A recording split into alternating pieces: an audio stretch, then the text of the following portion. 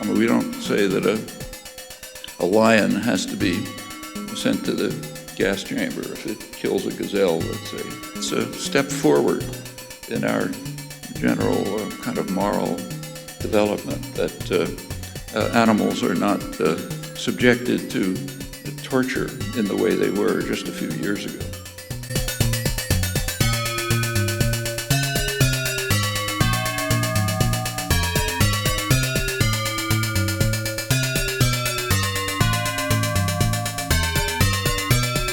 Now constraints on the torture, what we call experiment torture of at least animals that are closer to us, like primates, than there were 30, 40 years ago.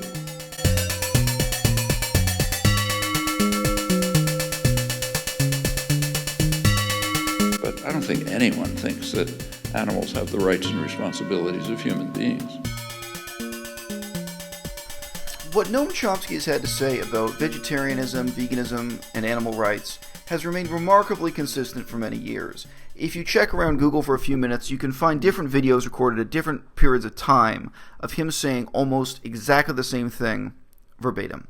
In an interview from 2010, you acknowledged that there exists a moral case for vegetarianism, but at a recent talk at University College London, you claimed that animals cannot have the same rights as humans because, lacking reason, they cannot be considered to have responsibilities. With regard to rights and responsibilities, they do relate. He presents a very simple narrative about the nature of rights themselves, claiming that rights are based on responsibilities, and then proceeds to offer a sort of anecdotal claim that the rights of animals have improved dramatically since about 40 years ago, because vivisection was much worse in the United States in the 1950s than it is today. He often adds vague disclaimers about the fact that he thinks that vivisection and testing on animals is bad, that the question of torturing animals or not is worth asking, and he also often vaguely states that he avoids eating meat, although he is not vegetarian or vegan. There's an opportunity cost to vegetarianism. Like, personally, I'm not a vegetarian, but the main I almost never eat meat, but the reason is just I don't have the time for it. I don't have the time to think about it. I don't want to think about it. I just pick up whatever saves me time. So naturally, the point of this video is to tell you that Noam Chomsky is completely right. How could anyone possibly disagree with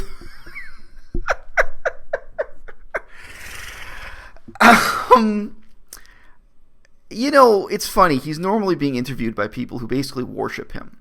And yet, the people doing the interviews and the people standing in the background and so on, when he's talking about animal rights, they often kind of look at him like, you can just tell nobody really finds this narrative convincing or adequate. The factual side that I'm not really going to talk about here is that anyone is a 5-minute Google search away from challenging the rather vague claims that Chomsky makes about tremendous progress in vivisection, in laws restricting animal testing. But above all else, apart from the details, I mean, depending on where you're living, you can very quickly Google and see that, you know, the indifferent and ineffective state of laws restricting vivisection in animals, it is what it is. But of all the schools of thought whom you might expect to be skeptical of, probing of such claims, that the government can just write a law, wave its magic wand, and solve the problem, of all the schools of political theory that would challenge that expectation, anarchism would be one of them. And the bizarre thing about Chomsky is that he continues to identify as an anarchist, but there is absolutely nothing sincerely anarchistic in his approach to these facts. Now, I just pause to clarify here. Despite the appearance of my desk and this t-shirt, I'm not an anarchist. You don't even want to know what these books are about, man. I have fewer books than usual on my desk right now because I just finished an essay. But I have more books than usual on the floor. It's a good sign. The concept that rights rest on responsibilities, that they are reciprocal with, that they depend upon responsibilities, that's a popular notion in many schools of political science. Not all. It's by no means universal or default or unchallenged. But a among the prominent, well-known schools that completely rejects that line of thought is anarchism, pure and simple. I wonder why there aren't sort of more anarchists outraged at Chomsky for doing such a bad job of representing them. The belief that the federal government of the United States or any of the governments in Europe could resolve such an ethically loaded question as what happens to animals that are the property of scientific laboratories. What happens to animals that fall into the tender mercies of research universities that claim to be curing cancer, claim to be promoting the progress of science, and use that as a justification to torture monkeys to death, lab rats, and what have you? How really would it be possible to convince an anarchist, if they were a sincere anarchist, that government regulation, that government legislation from the top down would solve this problem? I'm not an anarchist. I mentioned in an earlier video that I think of anarchism as a set of theories that can answer some questions, not others, that can be a useful mode of analysis or inquiry in some circumstances and not others. Anarchists are very good at complaining when government regulation fails to solve a problem, and not so good at actually coming up with constructive solutions for, say, raising the level of human rights for workers in garment factories. The first recourse people normally reach for is legislation to allow workers to unionize, but also legislation to actually send a government inspector to visit the factory to make sure that people have access to bathrooms and drinking water. You can tell I used to live in the tropics, that people are not literally chained to their desks. Government regulation is the first resort, and I don't know, a pure anarchist might say, well, just allow the workers in the factory to carry guns on their job every day and let them sort it out.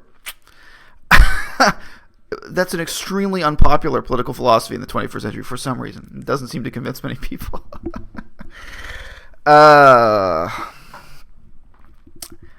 Another approach to rights that is not based on the notion of rights being reciprocal responsibilities is actually the idea that rights, like any other form of legislation, are based on avoiding harm. This may sound strange and familiar to you. If you stick with me for 1 minute, you'll learn just how common it is actually as an approach to rights and legislation. Chomsky's theory that all rights have to derive from or correlate to responsibilities supposedly invalidates the concept of animal rights because animals do not have responsibilities. Animals are not responsible under the law. A wolf has no obligation to treat you with kindness. Therefore, you have no obligation to treat the wolf with kindness. That idea can be found in Latin, written by Spinoza, among other thinkers, and it may be from Spinoza that Chomsky himself gets the idea. Spinoza is a philosopher. In case you didn't know from my disparaging tone of voice when I mention his name. Reducing harm is a different paradigm for why laws exist, for why rights exist.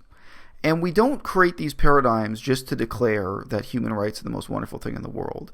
The purpose of a rights-based approach in political science is ultimately to describe reality, to analyze reality, and to come up with policy recommendations for how we can improve reality. So, under the harm-based paradigm, we then look at something like, do you have the right to own a gun? Well, in some parts of the United States, you have the almost unlimited right to own a machine gun. In Canada, you don't. What is the justification in either sense? In both places, it's in terms of harm. How do you reduce harm? But do I have the right to buy and use cocaine or heroin?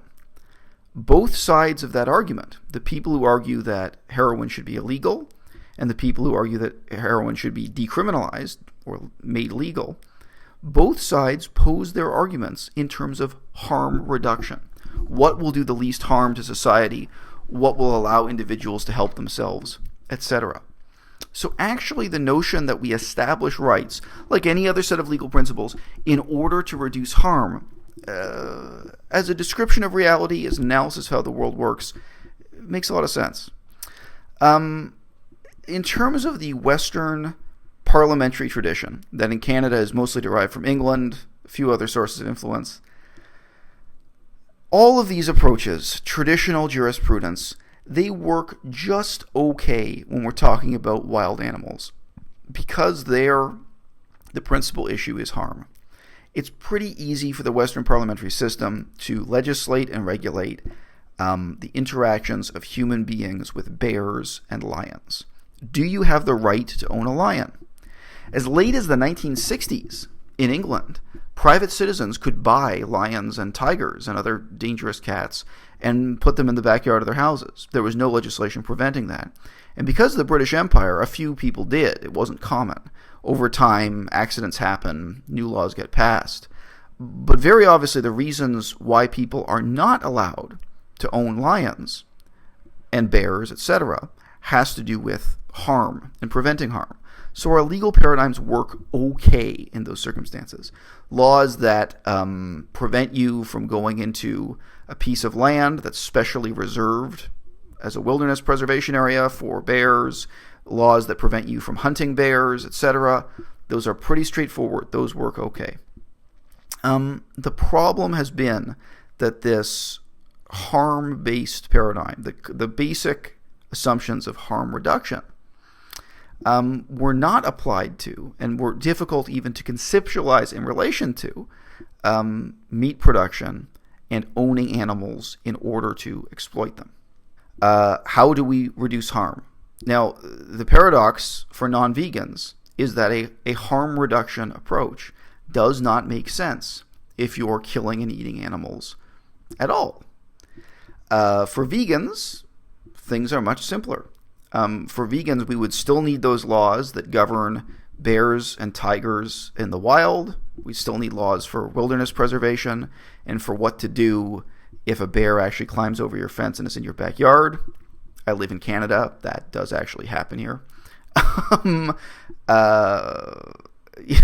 Who's going to fire the tranquilizer dart and who's going to pay for a truck to carry the bear away and put it back in the wilderness or what have you? These are real questions we have to deal with. These are also animal rights questions. But the whole paradigm of modern Western jurisprudence breaks down and makes no sense at all when you're talking about, this is a real example, monkeys captured in the jungle along the border between Vietnam and Cambodia, put on an airplane, taken to England, locked into a laboratory, and then tortured until they die. How do you reduce the harm in that situation? Now, the legal questions surrounding that practice were ultimately raised by airlines because the airplanes that were being given the task of transporting these monkeys found it repugnant. And then once the airlines started kicking up a fuss, then some people in the press started kicking up a fuss. British Parliament sent a committee of inquiry, sent some people to go and visit the Vietnam-Cambodia border where these monkeys were being captured. And bizarrely, what they decided, again, for the reasons I've been outlining here, was that the legal change that had to happen was that it was no longer acceptable to torture monkeys to death in laboratories if they were born in the wild. Because then wild monkeys fell under this category of habitat conservation, of wilderness preservation. However, if the monkeys were born in a cage, then they could be purchased as property and tortured to death with impunity, etc. The question of, in praxis, how universities actually regulate torturing animals to death, usually, I'm here generalizing about the whole Western world, comes down to a committee system, which is, the worst kind of parody of democracy. So within the university, they ask around some of the professors, say, hey, who's willing to sit on the Animal Rights Committee? They may not call it that. They may call it the Research Protocol Committee or the Ethics Committee for Animal Research or what have you. Keep it vague. The Ethics Committee. That'll do. And 6 different professors get to put on their resume that they spent a couple hours here and there sitting on an ethics committee. And pieces of paper are shown to them to either approve or not approve. And I do not know of any example anywhere in the world where this results in rigorous evaluation of what is and what is not necessary animal suffering. I don't know of any example in the world where this works to actually reduce harm to animals. And one round of court cases and legal decisions in Europe and so on after another, they just have to confess this system doesn't work. The Labour government in England many years ago set up a special committee, not at the university level, but at the government level, that was supposed to review all applications for vivisection, for torturing animals to death.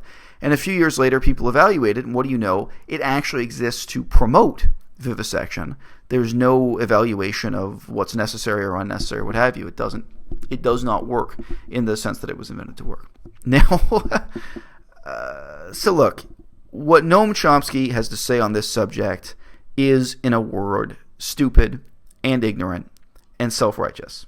That's about 4 words there, not including and. And as I say, when you actually watch the videos, I don't think anyone in the room with him, when he's saying this stuff, finds it convincing or impressive. Nobody even has the feeling that this guy has looked into it, has done a couple Google searches to figure out how animal rights and vivisection have changed over the last bunch of years. But this is interesting because Chomsky is allegedly an anarchist. And this is actually an example of a subject where the whole tradition, the 1,000-year-long tradition of British law and parliamentary decision-making, legal norms, rights-based rules, where they break down and become meaningless. So if there's one school of thought that really should be able to tear into this issue and have something meaningful to say, it's exactly the school of thought that Noam Chomsky claims he represents: anarchism.